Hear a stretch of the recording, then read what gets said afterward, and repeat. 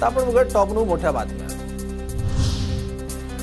सरकारच्या शपथविधी सोहळ्याला नाशिकचे साधू महंत हजेरी लावणार। डॉक्टर अनिकेत शास्त्री देशपांडेंनाही विशेष निमंत्रण।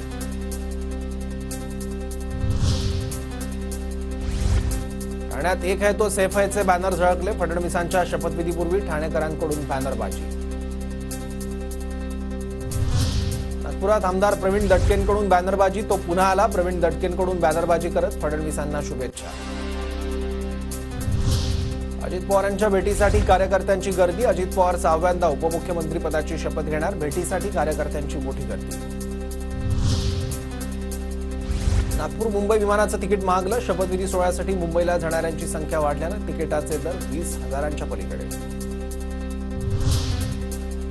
पुण्यातील भाजपचे कार्यकर्ते मुंबईच्या दिशेनं रवाना। फडणवीसांच्या शपथविधीसाठी कार्यकर्ते मुंबईत येणार। बदल्याचं नाही बदलाचं राजकारण करणार। आपली बदनामी केली, त्यांना माफ केलं, हाच आपला बदला। एका वृत्तपत्राला दिलेल्या मुलाखतीत फडणवीसांचं वक्तव्य।